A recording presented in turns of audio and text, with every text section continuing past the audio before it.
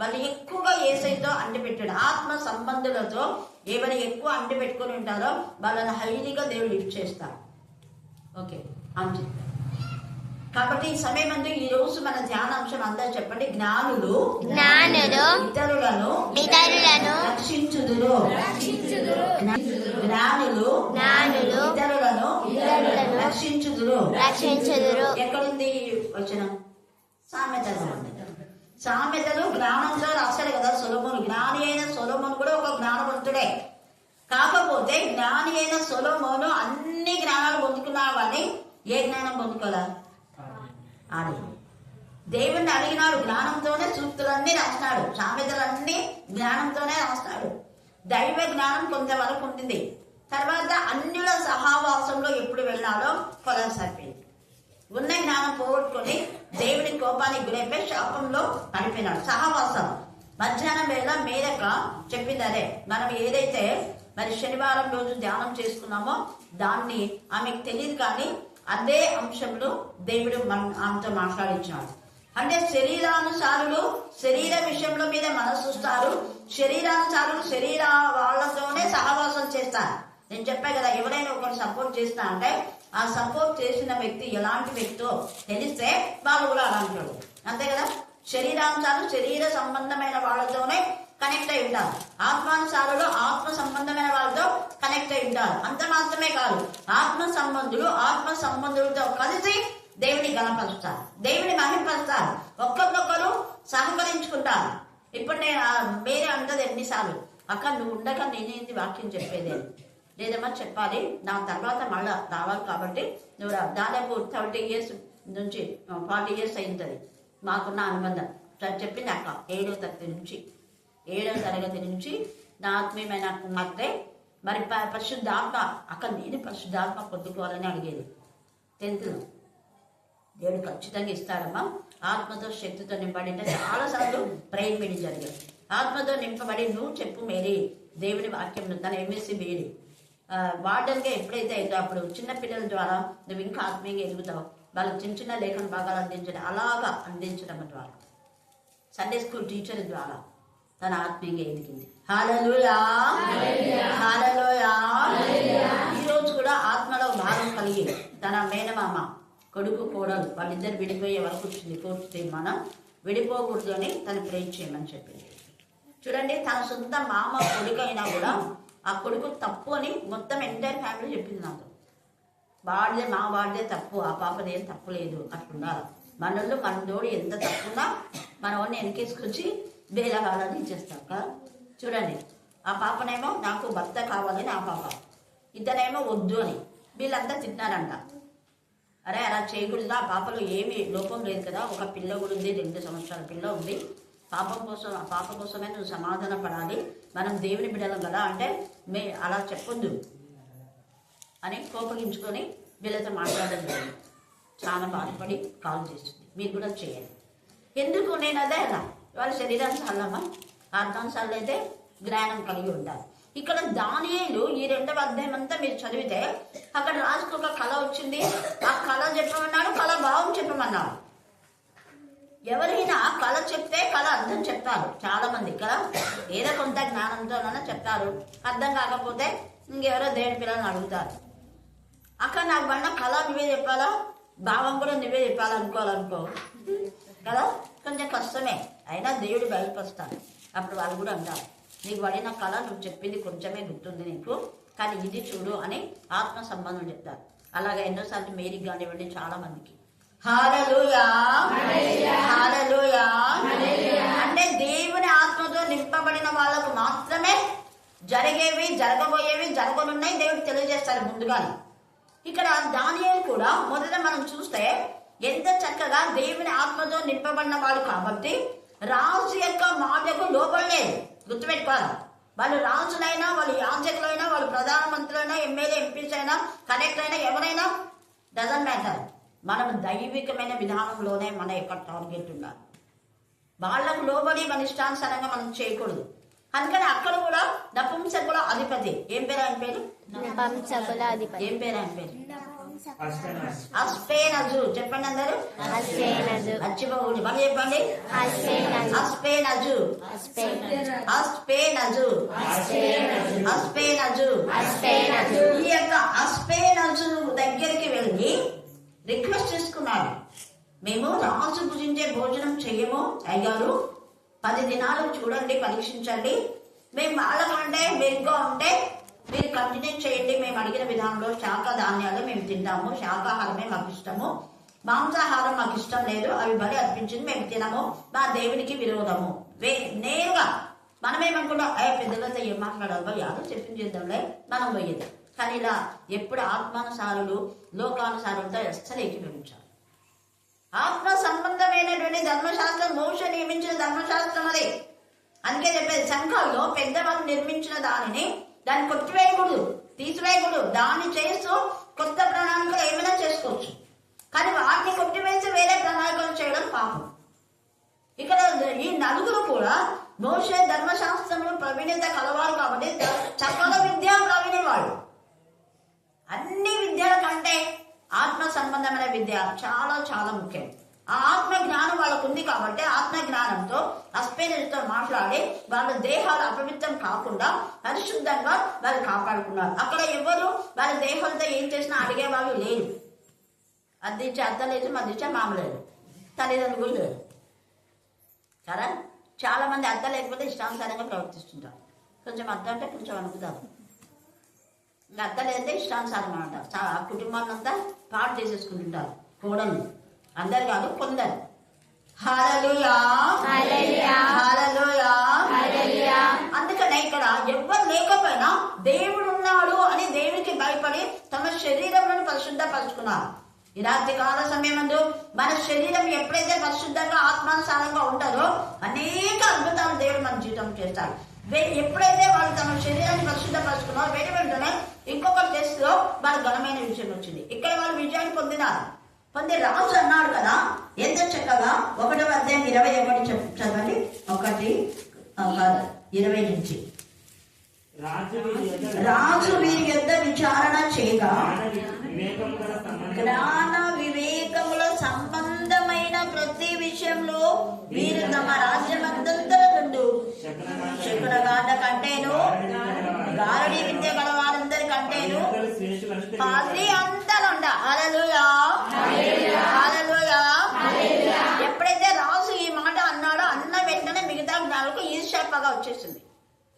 వాక్యం చెప్పేటప్పుడు పనాలు వాళ్ళ కంటే వీళ్ళ వాక్యం బాగా ఉంది, అర్థమవుతుంది, మా జీవితాలతో మాట్లాడుతున్నాడు అంటేనే అవతల వ్యక్తికి ఏమైపోతుంది? ఈర్ష్య, పగ. ఆ ఈర్ష్య పగ ఉండింది. ఒక ఆత్మనే రక్షించాలంటే రక్షించకపోగా వాళ్ళ ఆత్మలోనే వాళ్ళు రక్షించుకోలేక నాశనం అయ్యే పరిస్థితికి వస్తారు. ఇప్పుడు కాకపోయినా ఏదో ఒక రోజు దాని పైన 100% ఉంటుంది. వాళ్ళు ఎవరైనా, రాజులైనా, యాజకులైనా, ప్రధానమంత్రులైనా, ఎవరైనా, ప్రధాన యాజకులందరినీ నాశనం చేస్తాడు యేసయ్య చనిపోయి తిరిగి లేచిన తర్వాత. ఏ ప్రధాన యాజకుడు అయితే యేసయ్యకు యాంటీగా ఉన్నారో వాళ్ళు అక్కడ కావల్లో నిల్చిన వాళ్ళకు అందరికి వచ్చేస్తుంది. వేరే పుస్తకాల్లో రాయబడింది, ఇక్కడ రాయబడడం కష్టం కాబట్టి. ఎవరైనా యేసయ్యకు సిలువ వేశారు, కొట్టారు, చేశారో వాళ్ళ వంశాలే తుడిపి పెట్టమన్నారు.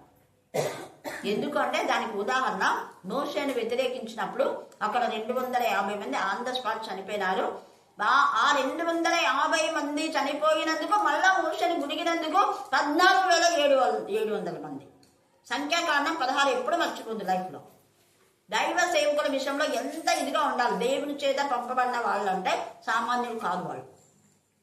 మోషేని ఎంత ఇదిగా బాధ పెట్టినారు. అలాగనే మోషేనే బాధ పెట్టినందుకు అంత అయితే ఇంకా యేసయ్య కుమార్ని బాధ పెట్టుకుంటారా దేవుడు? నా కుమార్ని మీరే ముద్దు పెట్టుకోండి, నా కుమారుడు అంటే ఇష్టం, నా కుమారుడితో కలిసి మీరు పని చేయండి అంటారు. ఇక్కడ శిష్యులంతా కుమారుడితో కలిసి ఉన్నారు కాబట్టి యేసు ప్రభుకున్నటువంటి ఆ పవర్, ఆ శక్తి మరి పేతుల్లోకి వచ్చింది. యోహాను పరమ కొనిపోబన్నాడు, తనలోకి దర్శనాలు వచ్చినాయి. యాకోబు హతసాక్షుడు అయిపోయినాడు. యాకోబు యొక్క పత్రిక చదివితే ఎంత క్లారిటీగా ఉంది, దుష్టులతో అస్సలు చేరవద్దు అంటాడు. ఇక్కడ ఈ దానియేలు కూడా తను నలుగురితో కలిసి ప్రాణం చేస్తున్నాడు. మిగతా ప్రాణులందరూ చెప్పి మనమంతా కలిసి ప్రాణం చేద్దాం చెప్పడా, వాళ్ళు వినరు. వాళ్ళు లోకస్తులు, చెప్పినా వినరు. కానీ వీళ్ళు నలుగురికి ఏకత్వ ఏకమంచి ఏకభావం, నలుగురు ఏకీభవిస్తే అసలు నలుగురు ఎందుకు? తండ్రి అయిన దేవుడు చెప్పాడు. ఈ నలుగురికి కూడా ఒక టాపిక్ ఉంది, తండ్రి, కుమార, పరిశుద్ధాత్మ, లేకపోతే నేను కానీ నువ్వు కానీ, నలుగురం ఏకీభవిస్తే అనేక అద్భుతాలు జరుగుతాయి. అందుకే ప్రార్థిస్తున్నాము అని అంటాను. నేను ఎప్పుడైనా ప్రార్థిస్తున్నాను అనను. చాలా మంది ప్రార్థిస్తున్నాను, మీకోసం ప్రార్థన చేస్తాను, అది ఇది నువ్వు అంటాను. నువ్వు కాదు, చేస్తాము. నేను ఒక్కదాన్ని కాదు, ఎవరెవరు చేస్తాము? తండ్రి, కుమార, పరిశుద్ధాత్మ, మీరందరూ. మీకెందుకు నేను ఇచ్చేది? అందుకే పదే పదే యేసయ్య నామంలోనే ఇవన్నీ ఉందని చెప్పేది అందుకే. యేసయ్య నామము దేవుడు నాకు ఇచ్చాడంటే, ఒకవేళ మీరు ప్రార్థన చేసినందుకు స్వస్థత అయ్యింది అంటే అక్కడ యేసయ్య నామముకే గంట, నాం కాదు. ప్రార్థన చేసినారు అంటున్నారు కదా మీరు, ఆ ప్రార్థన ఎవరి నామం పెద్ద చేస్తాము? దేవునికి ఘనత. అందుకనే యేసయ్య నాకంటే గొప్ప కార్యాలు మీరు చేస్తారన్నా. పేతురు శరీరంలో ఎంత పవర్ ఉండింది. అందుకనే పౌలు యొక్క మరి శరీరంలో ఎంత పవర్ ఉంది. వస్త్రాలు తగిలితేనే ఆ వస్త్రాలు తీసుకుపోయి కర్చీఫ్లు తీసుకుపోయి రోగుల పైన పెడితే స్వస్థత వచ్చింది. అంత పవర్ పౌలుకు రావడానికి దేవుని హత్తుకొని ఆనుకొని జీవించాడు. ఈ దానియేలు కూడా అంత పవర్ ఉంది కాబట్టి నిలబడగలిగినారు. రాజు ఆజ్ఞను మరి ధృవీకరించి దేవునికి భయపడి లోబడి పరిశుద్ధతను కాపాడుకున్నారు. ఆ పరిశుద్ధాత్మ దేవుడు వాళ్ళు ఉన్నారు కాబట్టి ఇక్కడ కూడా మళ్ళీ ఇంకొక అధిపతిని బెక్ చేస్తున్నారు. చూడండి 12వ వచనం 14వ వచనం. అప్పుడు దానియేలు బబులోనిలోని జ్ఞానులను చంపుటకై బయలుదేరిన రాజదేహ సంరక్షకుల అధిపతి, అక్కడ నపుంసకుల అధిపతికి ఫేవర్ గా అయిపోయినారు. దేవుని ఆత్మ ఉంది కాబట్టి ఇక్కడ రాజదేహ సంరక్షకుల అధిపతి అయిన అరియోకు దగ్గరికి పోయి జ్ఞానయుక్తంగా ఎలాగ మాట్లాడినంట, జ్ఞానయుక్తంగా మనం మాట్లాడితే జ్ఞానయుక్తమైన వాళ్ళకు అర్థమైపోతుంది. లోకస్తులకు అర్థం కాదు. పెళ్ళి మీరు చెప్పించేస్తారు లేదా విన్నంటారు కదా, అది కానీ మీరు విన్నా మీరు చెప్పిన దానికి మేము ఒప్పుకోం. మాకు ఒక నిబంధన ఉంది మోషే ధర్మశాస్త్రం బట్టి, మేము దాన్నే నెరవేరుస్తాం అన్నారు. ఎంత ఇదిగా ఇక్కడ కూడా అదే చెప్తున్నాడు. వాళ్ళతో పాటు చంపడానికి చచ్చిపోవడానికి మేము ఒప్పుకోము. మాకు కొంత టైం ఇవ్వండి, ఖచ్చితంగా మేము దేవుని దగ్గర అడుగుతాం. ఎందుకంటే దేవునికి అవన్నీ తెలుసు. దేవుని దగ్గర అడుగుతాము, దేవుడు మాకు సమాధానం ఇస్తాడు. మాతో పాటు మేము చనిపోము, మాతో పాటు వేరే జ్ఞానులు కూడా చనిపోరు. ఇది ఇతరులు రక్షించేదాన్ని. హల్లెలూయా హల్లెలూయా హల్లెలూయా హల్లెలూయా హల్లెలూయా. దేవుని పిల్లలు ఎప్పుడు వాళ్ళు బ్రతుకుతారు, వేరే వాళ్ళని బ్రతికిస్తారు. దేవుని పిల్లలు వాళ్ళు ఆశీర్వదించబడతారు, వేరే వాళ్ళకు ఆశీర్వాదకరంగా ఉంటారు.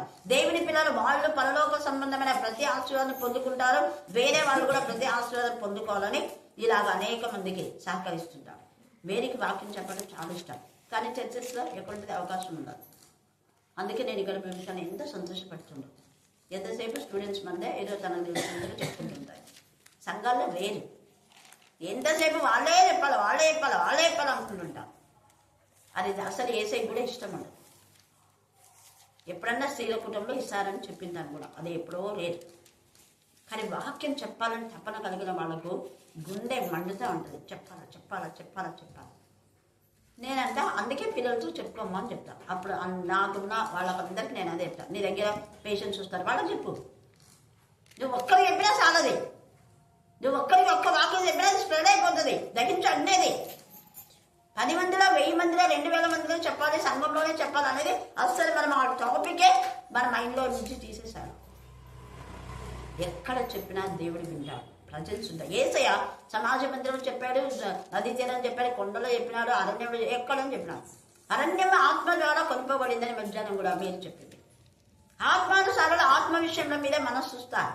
ఈ శరీరం మేషకు అభ్యర్థనగోడు వీళ్ళు నలుగురు కూడా ఏకాత్మతో కలిసి వాళ్ళు ప్రార్థన చేస్తారు. అప్పుడు ఆయన అడిగితే అరయకు కూడా చూడండి. అప్పుడు దానియేలు రాజు సన్నిధికి పోయి స్వప్న భావమును తెలియచెప్పడకై తనకు సమయం దయచేయమని రాజులు ఏం చేసినాట బతిమారు రాజు దగ్గరికి తీసుకుపోయినాడు.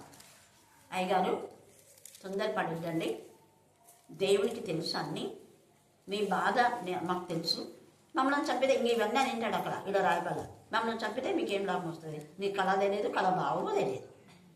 కానీ కొంత సమయం ఇస్తే మేము దేవుని దగ్గర అడుగుతాం, దేవుడు చెప్తాడు. అందుకని ఏమంటున్నాడు చూడండి, ఇక్కడ 17.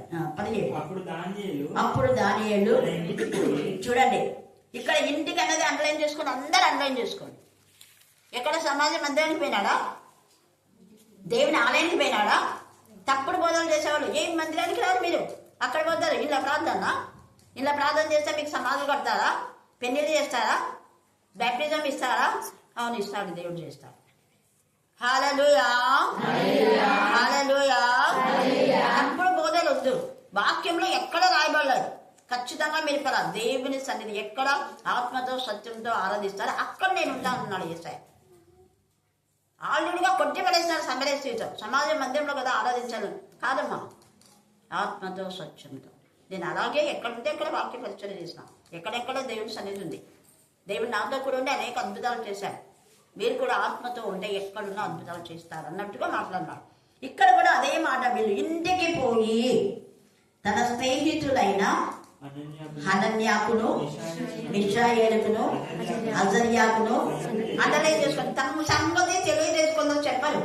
చెప్పకుండా వాళ్ళు చేసి నేను ప్రార్థన చేస్తే ఇదైంది అదైంది. యేసయ్య అన్ని చెప్పినాడు శిష్యులకు, ఏది దాచినాడా? దాచడా. తండ్రి అయిన దేవుడే నా స్నేహితుడికి నేను ఎలా దాచుతాను అన్నాడు. తండ్రి అయిన దేవుడు కూడా నేను అబ్రహాంతో ఈ మాట చెప్తున్నా అంట. అందుకని ఎవరు సీక్రెట్గా చేసేది కాదు. ఇక్కడ అందరూ కలిసి చూడండి ఎంత చక్కగా ఆ సంగతి చెప్పినాడు.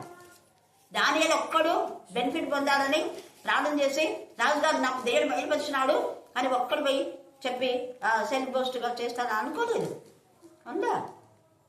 నలుగురితో కలిసి మేము మేము అని మెన్షన్ చేస్తారు దాన్ని. అందుకనే చూడండి ఇక్కడ కలిసి మనం ఏదైనా ప్రతి ఒక్కరితో కలిసి షేర్ చేసుకోవాలి.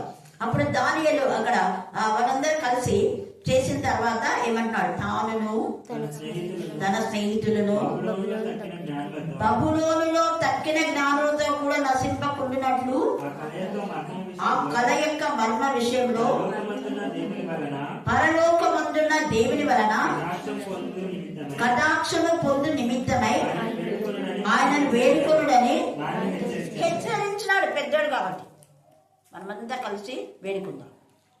వ్యక్తిగతంగా మీరు వేడుకోండి, లేదా కలిసి వేడుకుందాం. దేవుని వేడుకోండి హెచ్చరించినాడు. వాళ్ళు ముగ్గురు నువ్వేంది మాకు చెప్పేది, వేడుకుంటాం పో అన్నారా వాళ్ళు? అన్నా. బొబ్బే అనేది చాలా చాలా ఇంపార్టెంట్. ఇక్కడ దానియేలు దాని పేరు రాసడానికి కారణం అదే. వీళ్ళ ముగ్గురు పేరు రాయలేదు. దానియేలు పెద్దగా చేశారు కాబట్టి దానియేలును దేవుడు ప్రశంసిస్తున్నాడు. వీళ్ళు ముగ్గురు కూడా దానియేలు పేరు రాయబడాలో వాళ్ళు కూడా ఓకే చేస్తున్నారు. దానియేలుకు అత్తుగానే అనుకుని ఉన్నారు. అంతేగాని మాకు నీకంటే బాగా తెలుసులే, నీ పేరు మేము ఎందుకు చెప్పుకుంటాం, మా పేర్లు మేము చెప్పుకుంటాం అనలేదు వీళ్ళు. అట్లాంటి చెడ్డ ఆలోచన వీళ్ళకి లేదు. కలిసి హెచ్చరించాడు. హెచ్చరించని స్వీకరించినారు వాళ్ళు. ఆ హెచ్చరిక ప్రకారం వాళ్ళు దేవుణ్ణి ఆరాధించారు. అందుకనే చూడండి అంతటా రాత్రి యందు దర్శనం చేత ఆ మర్మము దానియేలునకు బయలుపడినావు. గట్టిగా చెప్పండి హల్లెలూయా హల్లెలూయా హల్లెలూయా హల్లెలూయా హల్లెలూయా హల్లెలూయా హల్లెలూయా హల్లెలూయా. ఈ ముగ్గురు కూడా బయలుపడిందా? దానియేలుకే దేవుడు చాలా ప్రేమ గల తండ్రి. ఎందుకంటే ఎవరిని హెచ్చించాలో వాళ్ళని హెచ్చిస్తాడు. దానియేలు పేరు రాసినాడు, మిగతా ముగ్గురికి చెప్పలేదు. దానికి కారణాలు చాలా ఉన్నాయి. ఇక్కడ దానియేలుకు, ఎందుకంటే దానియేలు చెప్పే మాట వీళ్ళు ముగ్గురు వినాలి అని దేవుడు ఒక నిర్ణయం చేసినాడు. మనం కూడా అంతే, ఒకరిని మనకు ఆత్మీయంగా పంపిస్తే వాళ్ళ మాట వినాలి, పెడచని పెట్టకూడదు, నిర్లక్ష్యం చేయకూడదు. దేవుని చేత పంపబడినవాడు. ఇక్కడ దేవుని చేత పంపబడినాడు దానియేలు. దానియేలు కొంచెం పెద్దగా ఉన్నాడు కాబట్టి వాళ్ళు హెచ్చరించినారు. హెచ్చరించినప్పుడు వాళ్ళు కూడా ప్లాన్ చేసినారు. కానీ ఇక్కడ దానియేలుకు మాత్రమే ఆ దర్శనం చెప్పడానికి వీళ్ళ ప్రార్థన, దానియేలు ప్రార్థన, తండ్రిన దేవుడు చేసిన ప్రార్థన అన్ని ఏకీభవించి దానియేలుకు బయలుపరుస్తున్నారు. హల్లెలూయా హల్లెలూయా హల్లెలూయా హల్లెలూయా. మనం ఈ దానియేలు గ్రంథం అంతా చదివితే అన్నింటిలో దానియేలుకే ప్రాధాన్యత ఉంది, ఈ ముగ్గురి కంటే కూడా.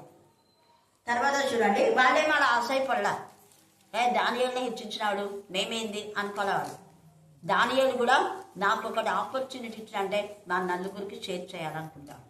తన పెద్దగా ఇది చెప్పిన తర్వాత తన పెద్దగా నియమిస్తే దాంతో పాటు మా ముగ్గురు స్నేహితులు కూడా రాజ్యంలో ఉన్నత స్థాయిలో ఉండాలని చెప్తాడు. అలాగనే పెడతారు.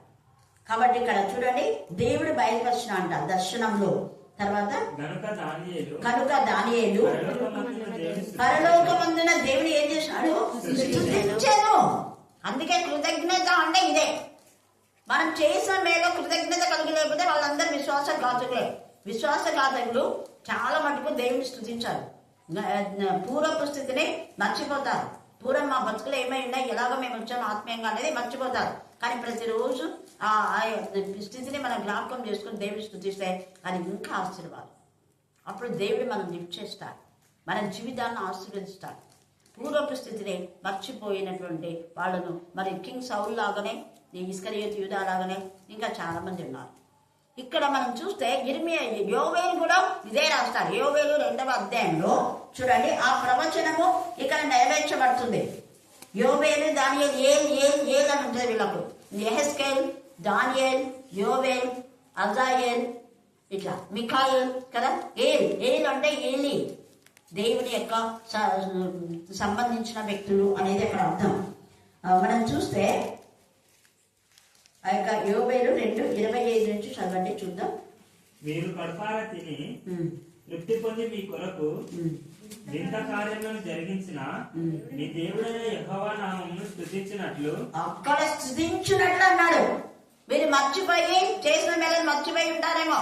స్తుతించినట్లు నేను పంపిన మిడతలను గొంగళి పురుగులను అసలు పురుగులను చీడ పురుగులను, అది దేవుని యొక్క మహా సైన్యం అంట. ఆ సైన్యాన్ని దేవుడు తొలగిస్తానని చెప్తున్నాడు. అక్కడంతా కూడా ఉంది. ఆ తర్వాత మనం చూస్తే మన ఈ యొక్క వృద్ధులు, యవనులు కలలు కందులు అని రాయబడింది. మీరు చదువుకోండి, టైం లేదు. అక్కడ దర్శనాలు చూస్తారనేది. ఆ దర్శనాల యొక్క భావమే ఇక్కడ మరి దానియేలులో ప్రూఫ్ అవుతా ఉంది. మీ యొక్క యవనులందరూ కూడా దర్శనాలు చూస్తారు. 22వ అధ్యాయంలో 28 అనుకుంటా చదువు. ఆ దినములలో కరెక్ట్.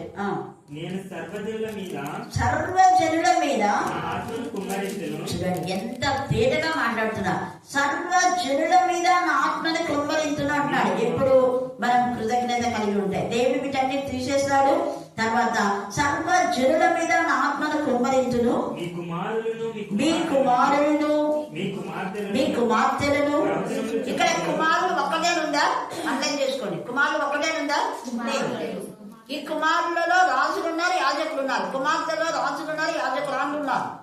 తప్పుడు పదే వాళ్ళు యాజకురాళ్ళు ఉన్నారా? ఎక్కడనా బంద్ చేస్తుంటారు. ఇక్కడ ఏముంది? కుమారులు, కుమార్తెలు. తర్వాత ప్రవచనంలో అంటే అదే. ప్రవచనంలో అంటే దేవుని వాక్యం ప్రకటిస్తారు కుమారులు, కుమార్తెలు. భేదం లేదు దేవుడికి. తర్వాత మీ ముసలివారు కలలు కందులు. అక్కకు చాలా సార్లు కళ్ళు వస్తాయి, మీకు చెప్పాను కదా. చాలా సార్లు వచ్చినాయి. కళ భావం కూడా. అక్క కొన్నిసార్లు కళ మర్చిపోయింది. అక్క ఇది చూడండి అవునని మళ్ళీ గుర్తు చేస్తుంది అక్క. ఆ కళ అక్కకు వచ్చింది కాబట్టి అంతగా నా విషయం ఏడుస్తుంది అక్క. ఆమెకు అంత భారం. ఎందుకంటే ఒకప్పుడు నేను ఇంట్లో ఉన్నదాన్ని నన్ను దేవుని సన్నిధికి నడిపించింది. ఆదివారం ఒక్కడే వచ్చేది అక్క. మంగళవారం శ్రీరాకుటం వచ్చేది కాదు. తర్వాత సండే స్కూల్ తీసుకుంది అక్క. ఇంతగా నన్ను వాడుకున్నాడు 20 సంవత్సరాలు. అందుకే ఆమె గుండె పగిలేలా సంఘంలో ఏడ్చింది. కానీ ఆ ఏడుపు దేవుడు విన్నాడు కాబట్టి ఇక్కడ ఇంతమంది మనం గ్యాదర్ అయ్యారు. హల్లెలూయా, హల్లెలూయా, హల్లెలూయా. అందుకే ముసలివారు కలలు కందులు, మీ యవ్వనులు దర్శనంలో చూతులు. చాలా మంది యవ్వనులు దర్శనం వచ్చినాయి. హైమంతి కానివ్వండి, రత్నకు కానివ్వండి, అప్పట్లో జాస్వనా పాస్టర్కు, మధుమతికి, సుశీలకు, తర్వాత గ్లోరీకి, ఇంకా చాలా మందికి దేవుని దర్శనాలు చూసి దేవుని ఆత్మతో నింపబడి మైటిగా వాళ్ళు ఉన్నారు. స్ప్రెడ్ అయిపోయేవాడు. కాంతమ్మ వీళ్ళందరూ కూడా ఇప్పుడున్న వాళ్ళలో చాలా మంది చూశారు, మర్చిపోయినట్టున్నారు వాళ్ళు. రత్న వాళ్ళమ్మ, ఆమె పాములామె, వీళ్ళందరికీ మాకు ఇది దేవుడు చూపిస్తున్నాడని చెప్పి చూడండి ఇక్కడ ఎంత తేటగా. మీ ఎవరిని దర్శనంలో చూతురు ఆ దినములలో నేను పనివారి మీదను పనికర్తల మీద నా ఆత్మ కుమ్మరించ. ఎంత ప్రేమ కలదండి. మీరు రాజులు యాజకులు మాత్రమే కాదు, పని వాళ్ళలో కూడా నేను ఆత్మని కుమ్మరిస్తాను. పని చేసినట్టు శామ్యూయేలు పైన ఆత్మ కుమ్మరించబడింది. పరిచర్య చేసే అన్న ప్రవక్తిని పరిశుద్ధ ఆత్మతో నింపబడింది. చాలా మంది ఇంకా ఈ యొక్క గొర్రెలు కాపరి దావీదులు ఆత్మతో శక్తిని. అందుకే పనివారు కూడా దేవుడు వాడుకుంటాడు అన్నది ఇక్కడ. పనివారి మీద నా ఆత్మ కుమ్మరించును, మరియు ఆకాశమందును భూమి ఎందును మహత్కార్యములను అనగా రక్తంలో అగ్నిని ధూమ స్తంభం కలుపు. ఇది నాకు పరిశుద్ధాత్మతో నింపబడినప్పుడు నాకు వచ్చిన మొదటి దర్శనం ఇదే. రక్తము అగ్నిని ధూమ స్తంభంలో కనపరచండి. అగ్నిని చాలా మంది అది చూశారు. దేవా నేను చూడడం కాదు, నాతో పాటు వేరే వాళ్ళు చూడాలన్నప్పుడు అక్కమ్మక్క కూడా చూస్తుంది. అక్కమ్మక్క ఎప్పుడు గుర్తు చేస్తుంటుంది. మీకు ఛాన్సాలు చెప్పిన ఎప్పుడు ఆమె గతాన్ని మర్చిపోదు. ప్రాణ ప్రార్థన చేసినప్పుడంతా గుర్తు చేస్తుంది. అది కృతజ్ఞత అంటే. హల్లెలూయా, హల్లెలూయా, హల్లెలూయా, హల్లెలూయా, హల్లెలూయా. హల్లెలూయా. ఈ యొక్క రక్తం గురించి నాకు చూపించినాడు దేవుడు. అంటే అదే ఆయన శిలువ దర్శనం చూస్తూ ఉన్నాను. నేను చూస్తూ ఉన్నంతలోనే నేను అందుకే మీకు పదే పదే దాన్ని వివరిస్తున్నాను. ఒలివ కొండ కాదు, కల్వరి కొండ చీలింది. చాలా పెద్దగా చూసిన పెద్ద కనపడుతుంది కొండ. అదంతా దారలాగా ఒక చిన్న ఇంత ఇంత రంధ్రంలో మధ్యకి చీలి దాని నుంచి రక్తం ఇట్లా వస్తూ ఉంది. తర్వాత కింద కరుణాపీఠం పైకి పడుతుంది. కరుణాపీఠం నేను క్లారిటీగా చూడలేదు కాబట్టి పడుతుంది. ఆ పన్న రక్తము పెద్ద చేయి, చాలా పెద్ద చేయి. నాకు ఎప్పుడైతే చిన్నప్పుడు నేను ఇక్కడ 5th 6th చదువుతున్నప్పుడు ఏ చెయ్యి అయితే నాకు దర్శనంలో వచ్చి నీ తల్లి మనిషినా నేను నిన్ను మరవను అనేది పెద్ద అక్షరాలతో ఒక పెద్ద చెయ్యిలో చూసినాను నేను. అది సేమ్ అదే పెద్ద చెయ్యి ఆ రక్తాన్ని ఇట్లా ఈ వేళ్ళు ఉన్నాయి కదా, ఈ వేళ్ళతో ఇట్లా అద్ది నాకు ఇలాగా వేసినారు సీల్. ఇట్లా సీల్ వేస్తేనే మళ్ళీ ఆ రక్తం అంతా స్ప్రెడ్ అయిపోయింది. నాకు ఇప్పటికీ నాకు ఆ దర్శనం గుర్తుంది. ఆ రక్తాన్ని తీసి వేసే సీల్ వేసినారు. నాకు అప్పుడు దాని అర్థం తెలియలే. తర్వాత నేను మా నాన్న అడిగాను. పరిశుద్ధాత్మ పొందిన తర్వాత మళ్ళీ అదే దర్శనం రిపీట్ చేసి అప్పుడు అర్థమైంది నాకు. గడప కమ్ములకు మరి నిలువు కమ్ములకు నేను అందుకే చాలా ఇంటికి వెళ్ళినప్పుడు ఆయిల్ వేసి ప్రే చేసేది. అందుకే ఇలా చేయమని నాకు చెప్పాడు కాబట్టి నేను చేస్తా. వేరే కాపలు నేను అడుగుతా చేసినారా అంటే లేదు అంటారు. అప్పుడు నేను పోయి చేస్తా. అలాగా మనకు యేసయ్య యొక్క రక్తం మనలో ఉన్నప్పుడు సంహారకుడు మనల్ని వదిలి వెళ్ళిపోతాడు వాడు. హల్లెలూయా, హల్లెలూయా, హల్లెలూయా. అందుకే మీ పైన కూడా అలా రక్తం ప్రోక్షించు దేవా అని నేను ప్రార్థన చేసేది. తర్వాత ఈ ధూమ స్తంభాలు అంటే చాలా సార్లు ఈ స్తంభాలు కనపడుతుంటాయి. అగ్నిని ధూమ స్తంభం అంటే పొగలాగా. మీరు మీ ఇంట్లో అదేది గవాక్షం ఉంటే గవాక్షం నుంచి ఇట్లా వస్తుంటుంది చూడు, చూసినారా? సేమ్ అలాగా మీకు చెప్పడానికి చెప్తున్నా. అట్లా 2 స్తంభాలు, ఈ పక్క ఇక్కడ స్తంభాలు. అప్పుడు ఇక్కడ నుంచి రేస్ పైకి పోతున్నాయి. దేవుని సన్నిధికి ఎక్కడికి పోతున్నాయి తెలియదు, చాలా ఇంకా దూరంలో పోతున్నాయి. నేను చూసేనంత మటుకు అవి రేసు బాణం ఇట్లా ఉంటాయి కదా, యాంగిల్ అంతా ఇట్లా పోతున్నాయి.